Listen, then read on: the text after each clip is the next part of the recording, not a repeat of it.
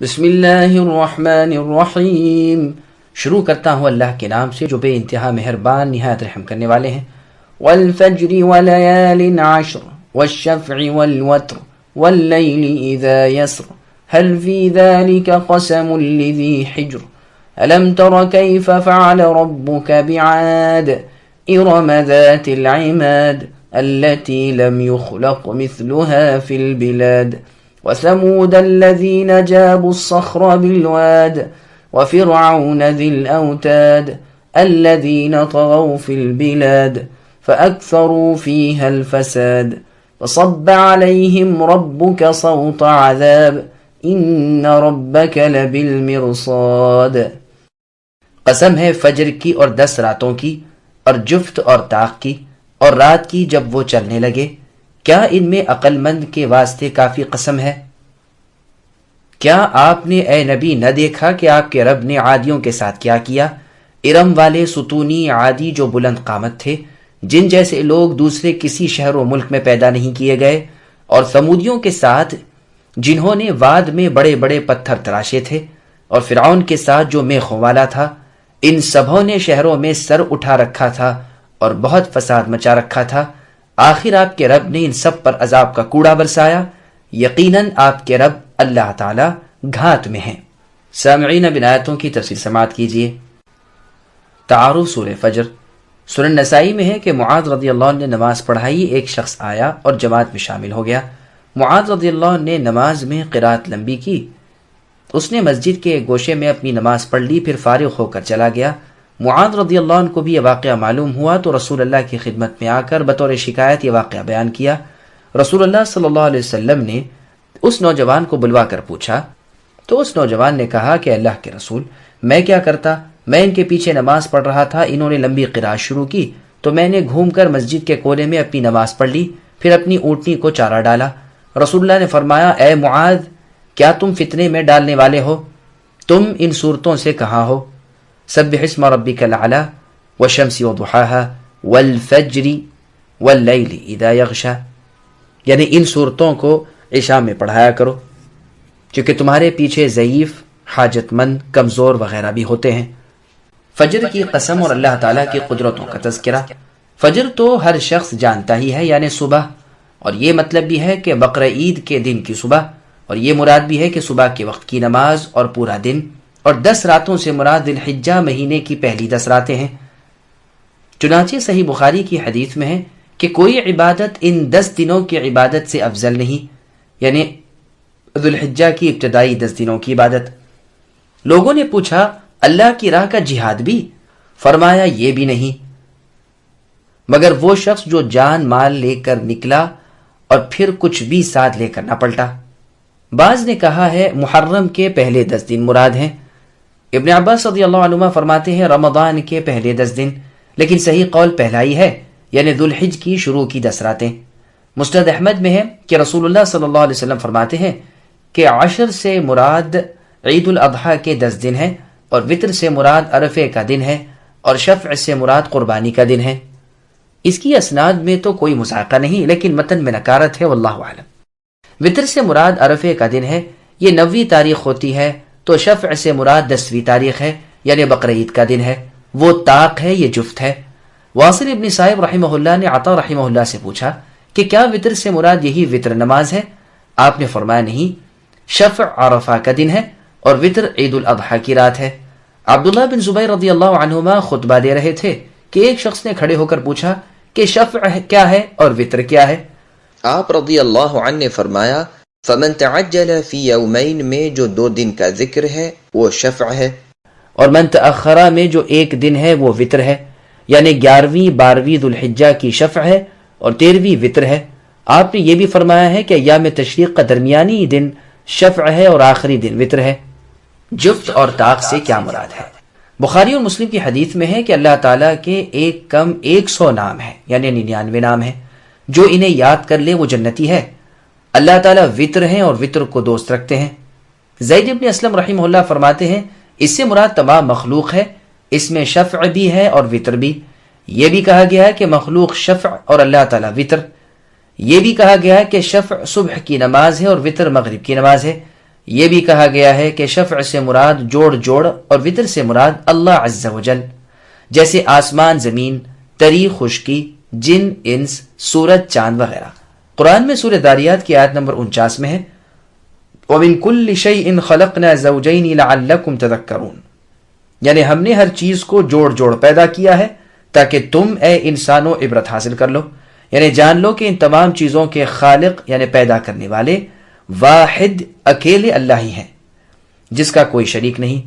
یہ بھی کہا گیا ہے کہ اس سے مراد گنتی ہے، جس میں جفت بھی ہے اور طاق بھی۔ ایک قول یہ بھی ہے کہ اس سے مراد نماز ہے کہ اس میں شفع ہے، جیسے صبح کی 2 ظہر، عصر اور عشاء کی 4 اور وطر ہے جیسے مغرب کی 3 رکعتیں ہیں جو دن کے وطر ہیں، اور اسی طرح آخری رات کا وطر۔ بعض صحابہ رضی اللہ عنہم سے فرض نماز مروی ہے، لیکن یہ مرفوع حدیث نہیں، زیادہ ٹھیک یہی معلوم ہوتا ہے کہ عمران بن حسین رضی اللہ عنہ پر موقوف ہے۔ فجر کا مفہوم، امام ابن جریر رحمہ اللہ نے ان 8-9 اقوال میں سے کسی کو فیصل قرار نہیں دیا۔ پھر آگے اللہ فرماتے ہیں رات کی قسم جب جانے لگے، اور یہ بھی معنی کیے گئے ہیں کہ جب آنے لگے، بلکہ یہی معنی زیادہ مناسب اور والفجر سے زیادہ مناسبت رکھتے ہیں۔ فجر کہتے ہیں رات کے جانے کو اور دن کے آنے کو، تو یہاں رات کا آنا اور دن کا جانا مراد ہوگا، جیسے اللہ کا فرمان واللیل اذا عسعس والصبح اذا تنفس میں۔ اکرمہ رحمہ اللہ فرماتے ہیں مراد مزدلفہ کی رات ہے۔ حجر سے مراد عقل ہے۔ حجر کہتے ہیں روک کو، چونکہ عقل بھی غلط کاریوں اور جھوٹی باتوں سے روک دیتی ہے، اس لیے اسے عقل کہتے ہیں۔ حطیم کو بھی حجر البیت اسی لیے کہتے ہیں کہ وہ طواف کرنے والے کو کعبۃ اللہ کی شامی دیوار سے روک دیتا ہے، اسی سے ماخوذ ہے حجر یمامہ، اور اسی لیے عرب کہتے ہیں حجر الحاکم علی فلان، جبکہ کسی شخص کو بادشاہ تصرف سے روک دے، اور کہتے ہیں حجرا محجورا، جیسے سورہ فرقان کی آیت نمبر 22 میں ہے۔ تو اللہ تعالیٰ فرماتے ہیں کہ ان میں عقل مندوں کے لیے قابل عبرت قسم ہے۔ کہیں تو قسمیں ہیں عبادتوں کی، کہیں عبادتوں کے وقتوں کی، جیسے حج، نماز وغیرہ، کہ جن سے اللہ تعالیٰ کے نیک بندے اللہ کا قرب اور اللہ کی نزدیکی حاصل کرتے ہیں، اور اللہ کے سامنے اپنی پستی اور خود فراموشی ظاہر کرتے ہیں۔ جب اللہ تعالیٰ نے ان پرہیزگار نیک کار لوگوں کا اور ان کی عاجزی اور تواضع کا، خشوع و خضوع کا ذکر کیا، تو اب ان کے ساتھ ہی ان کے خلاف جو سرکش اور بدکار لوگ ہیں ان کا ذکر ہو رہا ہے۔ تو اللہ تعالیٰ فرماتے ہیں کہ کیا اے نبی آپ نے نہ دیکھا کہ کس طرح اللہ تعالیٰ نے عادیوں کو غارت کر دیا جو کہ سرکش اور متکبر تھے، اللہ تعالیٰ کی نافرمانی، رسول کی تکذیب اور بدیوں پر جھک پڑتے تھے۔ ان میں اللہ کے رسول ہود علیہ السلام آئے تھے۔ یہ عاد اولا ہیں جو عاد ابن ارم ابن عوس ابن سام ابن نوح کی اولاد میں تھے۔ اللہ تعالیٰ نے ان میں سے ایمانداروں کو تو نجات دے دی، اور باقی بے ایمانوں کو تیز و تند، خوفناک اور ہلاک آفری ہواؤں سے ہلاک کیا۔ 7 راتیں اور 8 دن تک یہ غضبناک آندھی چلتی رہی، اور یہ سارے کے سارے اس طرح غارت ہو گئے کہ ان کے سر الگ تھے اور دھڑ الگ تھے، ان میں سے ایک بھی باقی نہ رہا، جس کا مفصل بیان قرآن کریم میں کئی جگہ ہے۔ سورہ حاقہ میں بھی یہ بیان آیا ہے۔ ارم ذات العماد، یہ عاد کی تفسیر بطور عطف بیان کے ہے تاکہ بخوبی وضاحت ہو جائے۔ یہ لوگ مضبوط اور بلند ستونوں والے گھروں میں رہتے تھے، اور اپنے زمانے کے اور لوگوں سے بہت بڑے تن و توش والے، قوت و طاقت والے تھے۔ اسی لیے ہود علیہ السلام نے انہیں نصیحت کرتے ہوئے فرمایا، جیسا کہ اللہ نے سورہ اعراف کی آیت نمبر 69 میں کہا وَاذْكُرُوا إِذْ جَعَلَكُمْ خُلَفَاءَ الْآیہ، یعنی اے میری قوم یاد کرو کہ اللہ تعالیٰ نے تمہیں قوم نوح کے بعد زمین پر خلیفہ بنایا ہے اور تمہیں جسمانی کشادگی پوری دی ہے۔ تمہیں چاہیے کہ اللہ کی نعمتوں کو یاد کرو اور زمین میں فسادی بن کر نہ رہو۔ اور جگہ ہے اللہ نے فرمایا کہ عادیوں نے ناحق زمین میں سرکشی کی اور بول اٹھے کہ ہم سے زیادہ طاقت و قوت والا کون ہے؟ کیا وہ بھول گئے کہ ان کے پیدا کرنے والے اللہ تعالیٰ ان سے بہت ہی زبردست طاقت و قوت والے ہیں؟ یہاں بھی ارشاد ہوتا ہے کہ اس قبیلے کے جیسے طاقتور اور شہروں میں نہ تھے، بڑے طویل القامت، قوی الجثہ تھے۔ ارم ان کا دار السلطنت تھا۔ انہیں ستونوں والے کہا جاتا تھا، اس لیے بھی کہ یہ لوگ بہت دراز قد تھے، بلکہ صحیح وجہ یہی ہے کہ مثلھا کی ضمیر کا مرجع عماد بتلایا گیا ہے۔ ان جیسے اور شہروں میں نہ تھے، یہ احقاف میں بنے ہوئے لمبے لمبے تھے، اور بعض نے ضمیر کا مرجع قبیلہ بتلایا ہے، یعنی اس قبیلے جیسے لوگ اور شہروں میں نہ تھے، اور یہی قول ٹھیک ہے۔ اور اگلا قول ضعیف ہے۔ اس لیے بھی کہ یہی مراد ہوتی تو لم یجعل کہا جاتا، نہ کہ لم یخلق۔ ثور ابن زید دیلی رحمہ اللہ فرماتے ہیں کہ میں نے ایک ورق پر یہ لکھا ہوا پڑھا ہے کہ میں شداد ابن عاد ہوں، میں نے ستون بلند کیے ہیں، میں نے ہاتھ مضبوط کیے ہیں، میں نے 7 ذراع کے خزانے جمع کیے ہیں جو امت محمد صلی اللہ علیہ وسلم نکالے گی۔ غرض خواہ یوں کہو کہ وہ عمدہ اونچے اور مضبوط مکانوں والے تھے، خواہ یوں کہو کہ وہ بلند و بالا ستونوں والے تھے، یا یوں کہو کہ وہ بہترین ہتھیاروں والے تھے، یا یوں کہو لمبے لمبے قد والے تھے۔ مطلب یہ ہے کہ ایک قوم تھی جن کا ذکر قرآن کریم میں کئی جگہ سمودیوں کے ساتھ آ چکا ہے، یہاں بھی اسی طرح عادیوں اور سمودیوں کا دونوں کا ذکر ہے، واللہ اعلم۔ بعض حضرات نے یہ بھی کہا ہے کہ ارم ذات العماد ایک شہر ہے، یا تو دمشق یا اسکندریہ، لیکن یہ قول ٹھیک نہیں معلوم ہوتا، اس لیے کہ عبارت کا ٹھیک مطلب نہیں بنتا، کیونکہ یا تو یہ بدل ہو سکتا ہے یا عطف بیان۔ دوسری اس لیے بھی کہ یہاں یہ مقصود ہے کہ ہر ایک سرکش کو اللہ تعالیٰ نے برباد کیا جن کا نام عادی تھا، نہ کہ کسی شہر کو۔ میں نے اس بات کو یہاں اس لیے بیان کر دیا ہے تاکہ جن مفسرین کی جماعت نے یہاں یہ تفسیر کی ہے ان میں سے کوئی شخص دھوکے میں نہ پڑ جائے۔ وہ لکھتے ہیں کہ یہ ایک شہر کا نام ہے جس کی ایک اینٹ سونے کی ہے، دوسری چاندی کی، اس کے مکانات، باغات، محلات وغیرہ سب چاندی سونے کے ہیں، کنکر لؤلؤ اور جواہر ہیں، مٹی مشک ہے، نہریں بہہ رہی ہیں، پھل تیار ہیں، کوئی رہنے سہنے والا نہیں ہے، در و دیوار خالی ہیں، کوئی ہاں ہوں کرنے والا بھی نہیں۔ یہ شہر منتقل ہوتا رہتا ہے، کبھی شام میں، کبھی یمن میں، کبھی عراق میں، کبھی کہیں وغیرہ۔ یہ سب خرافات بنو اسرائیل کی ہیں، ان کے بددینوں نے یہ گھڑن گھڑی ہے تاکہ جاہلوں میں باتیں بنائیں۔ ثعلبی وغیرہ نے بیان کیا ہے کہ ایک عرابی نے امیر معاویہ رضی اللہ عنہ کے زمانے میں اپنے گمشدہ اونٹوں کو ڈھونڈ رہا تھا کہ جنگل بیابان میں اس نے اسی صفت کا ایک شہر دیکھا، اس میں گیا، گھوما پھرا، پھر لوگوں سے آ کر ذکر کیا، لوگ بھی وہاں گئے لیکن پھر کچھ نظر نہ آیا۔ ابن ابی حاتم نے یہاں ایسے قصے بہت سے لمبے چوڑے نقل کیے ہیں، یہ حکایت بھی صحیح نہیں، اور اگر یہ اعرابی والا قصہ سندن صحیح مان لیں تو ممکن ہے کہ اسے ہوس اور خیال ہو، اور اپنے خیال میں اس نے یہ نقشہ جما لیا ہو، اور خیالات کی پختگی اور عقل کی کمی نے اسے یقین دلایا ہو کہ وہ صحیح طور پر یہی دیکھ رہا ہے، اور فی الواقع یوں نہ ہو۔ فائدہ ٹھیک اسی طرح جو جاہل حریص اور خیالات کے کچے یوں سمجھتے ہیں کہ کسی خاص زمین تلے سونے چاندی کے پل ہیں اور قسم قسم کے جواہر، یاقوت، لؤلؤ اور موتی ہیں، اکسیر کبیر ہے، لیکن ایسے چند موانع ہیں کہ وہاں لوگ پہنچ نہیں سکتے، مثلا خزانے کے منہ پر کوئی اژدہا بیٹھا ہے، کسی جن کا پہرا ہے وغیرہ۔ یہ سب فضول قصے اور بناوٹی باتیں ہیں، انہیں گھڑا گھڑا کر بے وقوفوں اور مال کے حریصوں کو اپنے دام میں پھانس کر ان سے کچھ وصول کرنے کے لیے مکاروں نے مشہور کر رکھے ہیں۔ پھر کبھی چلے کھینچنے کے بہانے سے، کبھی بخور کے بہانے سے، کبھی کسی اور طرح سے ان سے مکار روپیے پیسے وصول کرتے ہیں اور اپنا پیٹ پالتے ہیں۔ ہاں یہ ممکن ہے کہ زمین میں سے جاہلیت کے زمانے کا یا مسلمانوں کے زمانے کا کسی کا گاڑا ہوا مال نکل آئے تو اس کا پتہ جسے چل جائے وہ اس کے ہاتھ لگ جاتا ہے، نہ وہاں کوئی مار گنج ہوتا ہے، نہ کوئی دیو بھوت جن پری وغیرہ، جس طرح ان لوگوں نے مشہور کر رکھا ہے۔ یہ بالکل غیر صحیح ہے، یہ ایسے ہی لوگوں کی گھڑنت ہے یا ان جیسے ہی لوگوں سے سنی سنائی ہے، اللہ سبحانہ و تعالی نیک سمجھ دے۔ امام ابن جریر رحمہ اللہ نے بھی فرمایا ہے کہ ممکن ہے کہ اس سے قبیلہ مراد ہو اور ممکن ہے کہ شہر مراد ہو، لیکن ٹھیک نہیں، یہاں تو صاف ظاہر ہوتا ہے کہ ایک قوم کا ذکر ہے نہ کہ شہر کا، اسی لیے اس کے بعد ہی سمودیوں کا ذکر کیا کہ وہ سمودی جو پتھروں کو تراش لیا کرتے تھے، جیسے سورہ شعراء کی آیت نمبر 149 میں اللہ نے فرمایا وَتَنْحِتُونَ مِنَ الْجِبَالِ بُيُوتًا فَارِهِينَ، یعنی تم پہاڑوں میں اپنے کشادہ آرام دہ مکانات اپنے ہاتھوں سے پتھروں میں تراش لیا کرتے ہو۔ اس کے ثبوت میں کہ اس کے معنی تراش لینے کے ہیں عربی شعر بھی ہیں۔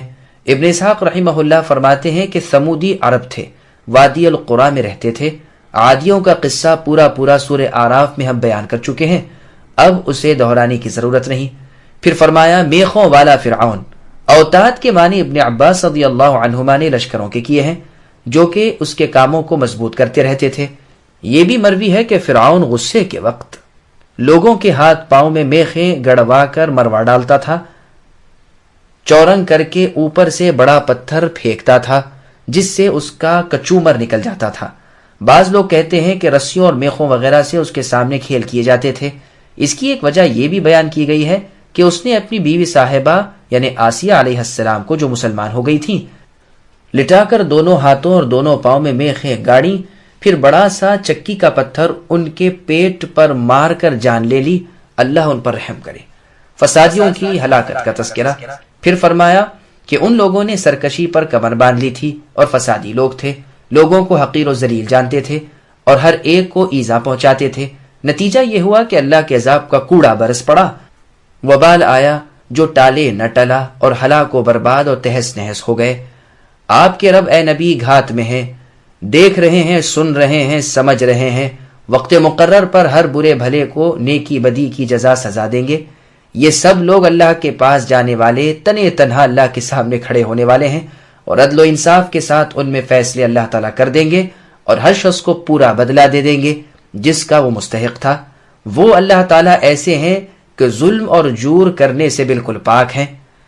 فَأَمَّا الْإِنسَانُ إِذَا مَا ابْتَلَاهُ رَبُّهُ فَأَكْرَمَهُ وَنَعَّمَهُ فَيَقُولُ رَبِّي أَكْرَمَنِ وَأَمَّا إِذَا مَا ابْتَلَاهُ فَقَدَرَ عَلَيْهِ رِزْقَهُ فَيَقُولُ رَبِّي أَهَانَنِ كَلَّا بَل لَّا تُكْرِمُونَ الْيَتِيمَ وَلَا تَحَاضُّونَ عَلَى طَعَامِ الْمِسْكِينِ وَتَأْكُلُونَ التُّرَاثَ أَكْلًا لَمًّا وَتُحِبُّونَ الْمَالَ حُبًّا جَمًّا۔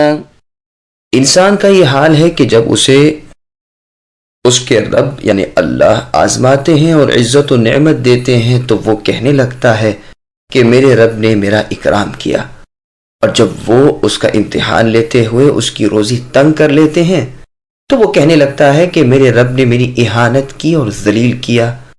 ایسا ہرگز نہیں، بلکہ بات یہ ہے کہ تم ہی لوگ یتیموں کی عزت نہیں کرتے اور مسکینوں کے کھلانے کی ایک دوسرے کو ترغیب نہیں دیتے، اور مردوں یعنی مرنے والوں کی میراث سمیٹ سمیٹ کر کھاتے ہو اور مال کو جی بھر کر عزیز رکھتے ہو۔ سامعین، اب ان آیتوں کی تفسیر سماعت کیجیے۔ مطلب یہ ہے کہ جو لوگ وسعت اور کشادگی پا کر یوں سمجھ بیٹھتے ہیں کہ اللہ تعالیٰ نے ان کا اکرام کیا، یہ غلط ہے، بلکہ دراصل یہ امتحان ہے، جیسے اور جگہ اللہ نے فرمایا يَحْسَبُونَ أَنَّمَا نُمِدُّهُمْ إِلَى آخِرِ الْآيَةِ، یعنی مال و اولاد کے بڑھ جانے کو یہ لوگ نیکیوں کی بڑھوتری سمجھتے ہیں، دراصل یہ ان کی بے سمجھی ہے۔ اسی طرح اس کے برعکس بھی، یعنی تنگی ترشی کو انسان اپنی اہانت سمجھ بیٹھتا ہے، حالانکہ دراصل یہ بھی اللہ تعالیٰ کی طرف سے آزمائش ہے۔ اسی لیے یہاں کلا کہہ کر ان دونوں خیالات کی تردید کی کہ یہ واقعہ نہیں کہ جسے اللہ تعالیٰ مال و وسعت دے اس سے وہ خوش ہے، اور جس پر تنگی کرے اس سے اللہ ناخوش ہے، بلکہ خوشی کا مدار اور ناخوشی کا ان دونوں حالتوں میں عمل پر ہے۔ غنی ہو کر شکر گزاری کرے تو اللہ تعالیٰ کا محبوب، اور فقیر ہو کر صبر کرے تو اللہ تعالیٰ کا محبوب۔ اللہ تعالیٰ اس طرح اور اس طرح آزماتے ہیں۔ پھر یتیم کی عزت کرنے کا حکم دیا۔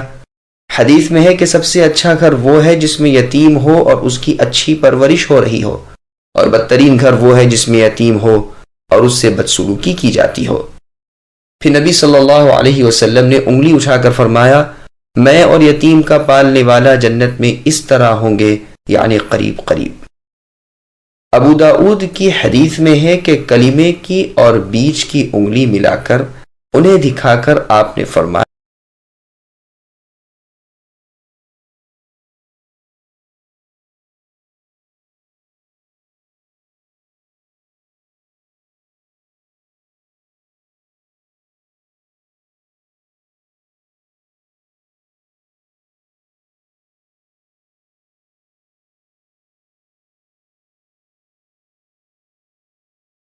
كلا إذا دكت الأرض دكا دكا وجاء ربك والملك صفا صفا وجيء يومئذ بجهنم يومئذ يتذكر الإنسان وأنى له الذكرى يقول يا ليتني قدمت لحياتي فيومئذ لا يعذب عذابه أحد ولا يوثق وثاقه أحد. يا أيتها النفس المطمئنة ارجعي إلى ربك راضية مرضية فادخلي في عبادي وادخلي جنتي. یقیناً جس وقت زمین بالکل برابر پست کر کے بچھا دی جائے گی اور تمہارے رب اے نبی خود آ جائیں گے اور فرشتے صفے باندھ کر آ جائیں گے، اور جس دن جہنم بھی لائی جائے گی اس دن انسان عبرت حاصل کر لے گا، لیکن آج عبرت کا فائدہ کہاں؟ وہ کہے گا کہ کاش کہ میں نے اپنی زندگی کے لیے کچھ نیک اعمال پہلے ہی کر رکھتے ہوتے، بس آج اللہ کے عذابوں جیسا عذاب کسی کا نہ ہوگا، نہ اللہ کی قید و بند جیسی کسی کی قید و بند ہوگی۔ اے اطمینان والی روح، تو اپنے رب کی طرف لوٹ چل اس طرح کہ تو اللہ سے راضی، وہ تجھ سے خوش، پس میرے خاص بندوں میں داخل ہو جا اور میری جنت میں چلی جا۔ سامعین بن آیتوں کی تفسیر سماعت کیجیے۔ قیامت کی ہولناکیاں۔ قیامت کے ہولناک حالات کا بیان ہو رہا ہے کہ بالیقین اس دن زمین پست کر دی جائے گی، اونچی نیچی زمین برابر کر دی جائے گی اور بالکل صاف ہموار ہو جائے گی، پہاڑ زمین کے برابر کر دیے جائیں گے، تمام مخلوق قبر سے نکل آئے گی، خود اللہ تعالی مخلوق کے فیصلہ کرنے کے لیے آ جائیں گے۔ یہ اس عام شفاعت کے بعد جو تمام اولاد آدم کے سردار محمد مصطفیٰ صلی اللہ علیہ وسلم کی ہوگی، اور یہ شفاعت اس وقت ہوگی جب کہ تمام مخلوق ایک ایک بڑے بڑے پیغمبر علیہم السلام کے پاس ہو کر آئے گی، اور ہر نبی کہہ دیں گے کہ میں اس قابل نہیں، پھر سب کے سب نبی صلی اللہ علیہ وسلم کے پاس آئیں گے، آپ فرمائیں گے کہ ہاں ہاں میں اس کے لیے تیار ہوں، پھر آپ جائیں گے اور اللہ تعالیٰ کے سامنے سفارش کریں گے کہ وہ پروردگار لوگوں کے درمیان فیصلے کرنے کے لیے تشریف لائے۔ یہی پہلی شفاعت ہے اور یہی وہ مقام محمود ہے جس کا مفصل یعنی تفصیل کے ساتھ بیان سورہ بنی اسرائیل میں گزر چکا ہے۔ پھر اللہ تعالی رب العزت فیصلے کے لیے تشریف لائیں گے۔ اللہ کے آنے کی کیفیت تو وہی جانتے ہیں، فرشتے بھی اللہ کے آگے آگے صف بستہ حاضر ہوں گے، جہنم بھی لائی جائے گی۔ صحیح مسلم میں ہے کہ رسول اللہ صلی اللہ علیہ وسلم فرماتے ہیں کہ جہنم کی اس روز 70,000 لگامیں ہوں گی، ہر لگام پر 70,000 فرشتے ہوں گے جو اسے گھسیٹ رہے ہوں گے۔ یہی روایت خود عبداللہ ابن مسعود رضی اللہ عنہ سے بھی مروی ہے۔ اس دن انسان اپنے نئے پرانے تمام اعمال کو یاد کرنے لگے گا، برائیوں پر پچھتائے گا، نیکیوں کے نہ کرنے یا کم کرنے پر افسوس کرے گا، گناہوں پر نادم ہوگا۔ مسند احمد میں ہے کہ رسول اللہ صلی اللہ علیہ وسلم فرماتے ہیں، اگر کوئی بندہ اپنے پیدا ہونے سے لے کر مرتے دم تک سجدے میں پڑا رہے اور اللہ تعالیٰ کا پورا اطاعت گزار رہے، پھر بھی اپنی اس عبادت کو قیامت کے دن حقیر اور ناچیز سمجھے گا اور چاہے گا کہ میں دنیا کی طرف اگر لوٹایا جاؤں تو اجر و ثواب کے کام اور زیادہ کروں، پھر اللہ تعالیٰ فرماتے ہیں کہ اس دن اللہ تعالیٰ کے عذابوں جیسا عذاب کسی اور کو نہ ہوگا جو وہ اپنے نافرمان بندوں کو دیں گے۔ نہ اللہ جیسی زبردست پکڑ دھکڑ و قید و بند کسی کی ہو سکتی ہے۔ زبانیہ فرشتے بدترین بیڑیاں اور ہتکڑیاں انہیں پہنائے ہوئے ہوں گے۔ یہ تو ہوا بدبختوں کا انجام، اب نیک بختوں کا حال سنیے۔ جو روحیں سکون اور اطمینان والی ہیں، پاک اور ثابت ہیں، حق کی ساتھی ہیں، ان سے موت کے وقت اور قبر سے اٹھنے کے وقت کہا جائے گا کہ تو اپنے رب کی طرف، اللہ کے پڑوس کی طرف، اللہ کے ثواب و اجر کی طرف، اللہ کی جنت و رضامندی کی طرف لوٹ چل۔ یہ اللہ تعالیٰ سے خوش ہے اور اللہ تعالیٰ اس سے راضی ہے، اور اللہ اسے اتنا دیں گے کہ یہ بھی خوش ہو جائے گا، تو میرے خاص بندوں میں آ جا اور میری جنت میں داخل ہو جا۔ ابن عباس رضی اللہ عنہما فرماتے ہیں کہ یہ آیت عثمان ابن عفان رضی اللہ عنہ کے بارے میں اتری۔ بریدہ رحمۃ اللہ علیہ فرماتے ہیں کہ حمزہ بن عبد المطلب کے بارے میں یہ نازل ہوئی ہے۔ عبداللہ رضی اللہ عنہ سے یہ بھی مروی ہے کہ قیامت کے دن اطمینان والی روحوں سے کہا جائے گا کہ تو اپنے رب یعنی اپنے ساتھی یعنی اپنے جسم کی طرف لوٹ جا جسے تو دنیا میں آباد کیے ہوئے تھی۔ تم دونوں آپس میں ایک دوسرے سے راضی رضامند ہو۔ یہ بھی مروی ہے کہ عبداللہ رضی اللہ عنہ اس آیت کو یعنی فادخلی فی عبادی پڑھتے تھے، یعنی اے روح میرے بندے میں یعنی اس کے جسم میں چلی جا۔ لیکن یہ غریب ہے اور ظاہر قول پہلا ہی ہے، جیسے اور جگہ ہے ثم ردوا الی اللہ مولاہم الحق، یعنی پھر سب کے سب اپنے سچے مولا اللہ کی طرف لوٹائے جائیں گے۔ ایک اور جگہ اللہ کا فرمان ہے وَأَنَّ مَرَدَّنَا إِلَى اللَّهِ، یعنی ہمارا لوٹنا اللہ تعالیٰ کی طرف، یعنی اللہ کے حکم کی طرف اور اللہ کے سامنے ہے۔ ابو ہاشم قبیث ابن رزین رحمۃ اللہ علیہ فرماتے ہیں کہ جنگ روم میں ہم دشمنوں کے ساتھ قید ہو گئے۔ شاہ روم نے ہمیں اپنے سامنے بلایا اور کہا یا تو تم اس دین کو چھوڑ دو یا قتل ہونا منظور کر لو۔ ایک ایک کو وہ یہ کہتا کہ ہمارا دین قبول کر، ورنہ جلاد کو حکم دیتا ہوں کہ تمہاری گردن مارے۔ 3 شخص تو مرتد ہو گئے۔ جب چوتھا آیا تو اس نے صاف انکار کیا۔ بادشاہ کے حکم سے اس کی گردن اڑا دی گئی اور سر کو نہر میں ڈال دیا گیا۔ وہ نیچے ڈوب گیا اور ذرا سی دیر میں پانی پر آ گیا اور ان تینوں کی طرف دیکھ کر کہنے لگا اے فلاں اور اے فلاں اور اے فلاں، ان کا نام لے کر انہیں آواز دی۔ جب یہ متوجہ ہوئے سب درباری لوگ بھی دیکھ رہے تھے اور خود بادشاہ بھی تعجب کے ساتھ سن رہا تھا۔ اس مسلمان شہید کے سر نے کہا سنو، اللہ تعالیٰ فرماتے ہیں یا ایتھا النفس المطمئنہ ارجعی الی ربک راضیۃ مرضیہ فادخلی فی عبادی وادخلی جنتی۔ اتنا کہہ کر وہ سر پھر پانی میں غوطہ لگا گیا۔